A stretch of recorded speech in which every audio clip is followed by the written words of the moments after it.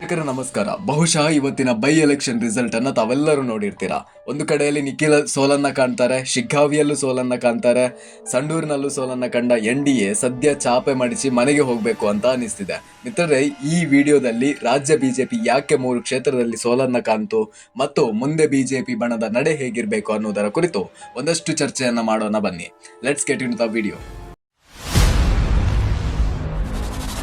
ಮೂಡ ಹಗರಣ, ವಕ್ಫ್ ವಿಚಾರಗಳು ಇಡೀ ರಾಜ್ಯದಲ್ಲೇ ಬೆಂಕಿ ಇಟ್ಟಿದ್ದಂತಹ ಈ ಸಮಯದಲ್ಲೂ ಕೂಡ ಕಾಂಗ್ರೆಸ್ ಗೆದ್ದಿದೆ ಅಂದ್ರೆ ಸಿದ್ದರಾಮಯ್ಯನವರ ತಂತ್ರಗಾರಿಕೆ ಯಾವ ರೀತಿ ಇರಬಹುದು ಗಮನಿಸಿ. ಒಂದು ಕಡೆಯಲ್ಲಿ ಕಾಂಗ್ರೆಸ್ ತಂತ್ರದಿಂದ ವಿನ್ ಆಯಿತು ಅಂತ ಹೇಳೋದಿಕ್ಕೆ ಸಾಧ್ಯ ಇಲ್ಲ. ಯಾಕಂದ್ರೆ ಇಲ್ಲಿ ಬಿಜೆಪಿ ಕೆಲಸವನ್ನ ಮಾಡಿದ್ದೇ ಆದ್ರೆ ಈ ರೀತಿಯಾದಂತಹ ಸ್ಥಿತಿಗೆ ಬರೋದಿಕ್ಕೆ ಸಾಧ್ಯನೇ ಇಲ್ಲ. ಇನ್ನ ಚನ್ನಪಟ್ಟಣದ ವಿಷಯಕ್ಕೆ ಬರೋಣ. ಚನ್ನಪಟ್ಟಣದಲ್ಲಿ ಒಂದು ಟಫ್ ಫೈಟ್ ಇತ್ತು. ನಿಖಿಲ್ ಕುಮಾರಸ್ವಾಮಿ 87,000 ಮತಗಳನ್ನ ಪಡೆದಿದ್ದಾರೆ. ಹಾಗೇನೆ CPY 1,12,000 ಮತಗಳನ್ನ ಪಡೆದು ವ್ಯತಿರಿಕ್ತವಾದಂತಹ ಗೆಲುವನ್ನ ಸಾಧಿಸಿದ್ದಾರೆ.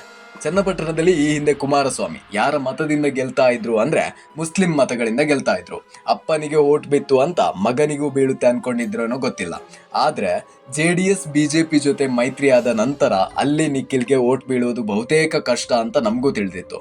ಇನ್ನ CPY ಒಂದು ಪ್ರೆಸ್ ಮೀಟ್ ಅನ್ನ ಮಾಡಿ ನಾನು ಸೋಲ್ತೇನೆ ಅನ್ನುವಂತಹ ರೀತಿಯಲ್ಲಿ ಮಾತನ್ನ ಹೇಳಿ ಸೇಫ್ ಝೋನ್ಗೆ ಹೋಗಿದ್ರು. ಆದ್ರೆ ನಿಖಿಲ್ ಕುಮಾರಸ್ವಾಮಿ ಕಡೆಯಿಂದ ಓವರ್ ಕಾನ್ಫಿಡೆನ್ಸ್ ಜಾಸ್ತಿ ಆಯ್ತೇನೋ ಅಂತ ಅನ್ಸುತ್ತೆ. ಇನ್ನ ಭರತ್ ಬೊಮ್ಮಾಯಿ ವಿಚಾರದಲ್ಲೂ ಇದೇ ಆಗಿತ್ತು. ಬಹಳಷ್ಟು ಜನರಿಗೆ ಇವರೇ ಗೆಲ್ತಾರೆ ಅನ್ನುವಂತಹ ಭಾವನೆ ಇತ್ತು. ಯಾಕಂದ್ರೆ ಬೊಮ್ಮಾಯಿ ಈ ಕ್ಷೇತ್ರದಲ್ಲಿ ಸಾಕಷ್ಟು ರೋಡ್ ಶೋಗಳನ್ನ ಕೂಡ ಮಾಡಿದ್ರು. ಇನ್ನ ಒಂದು ಕಡೆ ಸಿದ್ದರಾಮಯ್ಯ ಒಂದು ಮೆಸೇಜ್ ಅನ್ನ ಪಾಸ್ ಮಾಡ್ತಾರೆ, ಇಲ್ಲಿ ಬೇರೆ ಯಾರೂ ಚುನಾವಣೆಗೆ ನಿಂತಿಲ್ಲ, ಸ್ವತಃ ನಾನೇ ನಿಂತ ಹಾಗೆ ಎಂದು.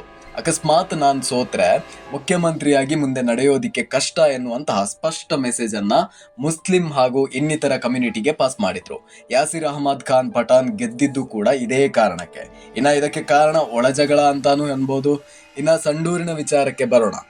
ಸಂಡೂರಿನಲ್ಲಿ ಅಕಸ್ಮಾತ್ ಬಿಜೆಪಿ ಗೆದ್ದಿದ್ರೆ ಅದು ಇತಿಹಾಸದ ಪುಟಗಳಲ್ಲಿ ಸೇರ್ತಾ ಇತ್ತು. ಸ್ವಾತಂತ್ರ್ಯ ಬಂದ ನಂತರ ಬಿಜೆಪಿ ಇಲ್ಲಿವರೆಗೆ ಅಲ್ಲಿ ಗೆದ್ದಿರ್ಲಿಲ್ಲ. ಇನ್ನ ಸಂಡೂರಿನಲ್ಲಿ ಅನ್ನಪೂರ್ಣ ತುಕಾರಾಂ ಗೆದ್ದಿದ್ರಲ್ಲಿ ವಿಶೇಷವೇನಿಲ್ಲ ಬಿಡಿ. ಮಿತ್ರರೇ, ಎಲೆಕ್ಷನ್ ಆಯ್ತು, ಮುಂದಾದ್ರೂ ಬಿಜೆಪಿ ಬುದ್ಧಿ ಕಲಿಯುತ್ತಾ ಅಂತ ಕಾದು ನೋಡ್ಬೇಕಿದೆ. BSY ಮಗನಿಗೆ ಪಟ್ಟ ಕಟ್ಟಿದ ಸಮಯದಿಂದಲೂ ಕೂಡ ಬಿಜೆಪಿ ಸೋಲ್ತಾನೆ ಬಂತು. ಕಾರಣ ಕುಟುಂಬ ರಾಜಕಾರಣ.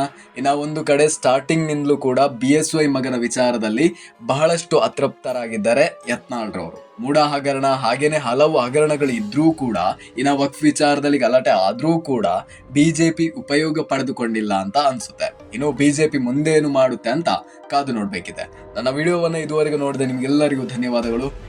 ನಿಮ್ಮ ಭೇಟಿ ಮುಂದಿನ ವಿಡಿಯೋದಲ್ಲಿ. ಧನ್ಯವಾದಗಳು. Like, share, comment, subscribe. May I go now?